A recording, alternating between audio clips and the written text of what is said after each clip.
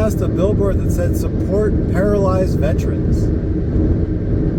Is this something that you need to drum up support for? I didn't realize there was a lot of apathy around paralyzed veterans. I feel like it's something that everyone can get on board for. Are there people out there, when confronted with paralyzed veterans, who are like, what'd you get paralyzed for? You dingus? You don't see me paralyzed.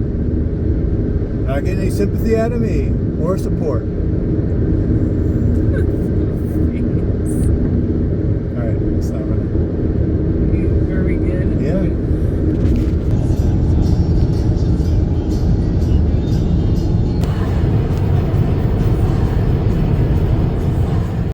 We've made it to the lovely Brickyard Inn in Rawlins, Wyoming after hours and hours, I think 15 hours of driving.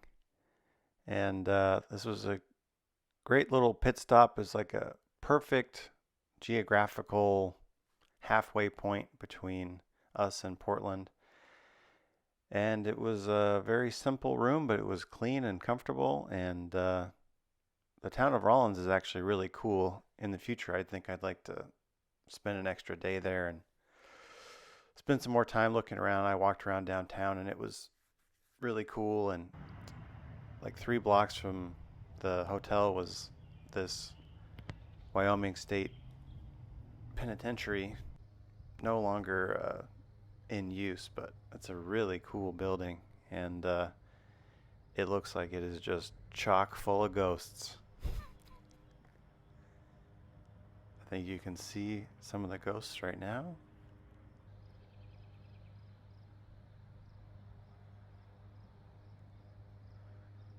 Tours are available, so I'd like to check that out. It's just a really cool building. And then a block away from that was this cool Victorian house, like mansion really. It's huge. Apparently it's available for Airbnb. And then this was right next door, another cool little Victorian. It's a cool spot. Here in our hotel room in Rawlins, Wyoming, I noticed that this is the refrigerator of movie buffs. It's part of the Criterion collection. Cool sumo wrestler in front of this surprising number of Japanese restaurants in Wyoming. On this road trip, we really drove like troopers. We drove just a full tank of gas, stopped for gas, got back in the car, and then arrived at our destination of Rawlins the first day. And then the second day, we drove a full tank of gas to Twin Falls, Idaho, filled up, got lunch, and then drove the rest of the way to Portland. It's hard to capture a road trip like that. We got these cool shots along our 1,000-mile journey this day. There's some really cool geological formations through Wyoming and Utah, which always spices things up. We did not have any kind of wrong turn interactions with any truckers. No candy cane kind of thing happened. It was pretty chill driving for being the middle of summer. There were some classic one-lane closures in the middle of nowhere with no one seeming to be working on the road. Just seemed like the state punishing people trying to drive and have a nice trip in the summer. Going through the gorge, it was just beautiful as always, and that really makes the drive go faster when you're just looking at this incredible scenery. And here we are coming along the Fremont Bridge into Portland. Finally made it.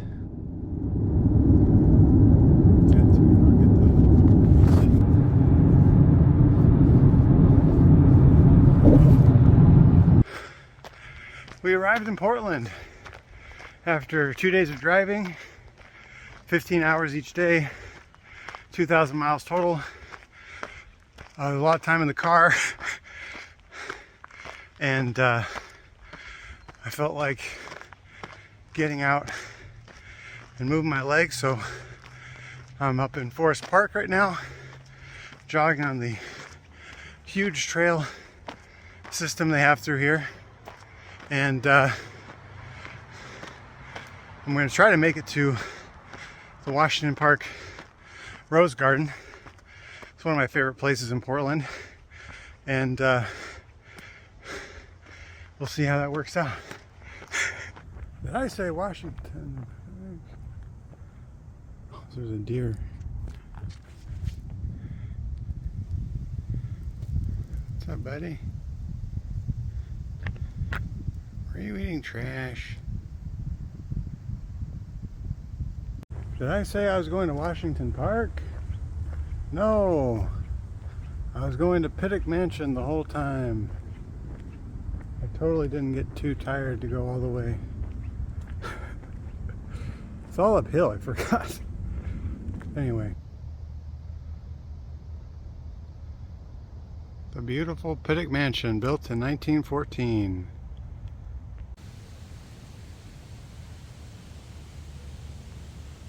You're about to see the view of Portland from the Pittock Mansion, and also hear a young person talk about one-night stands not being very fulfilling.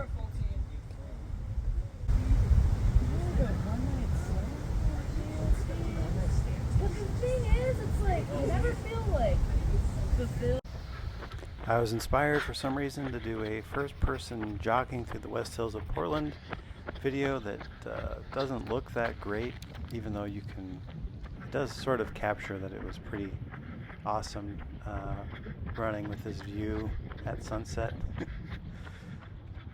It may be something I revisit.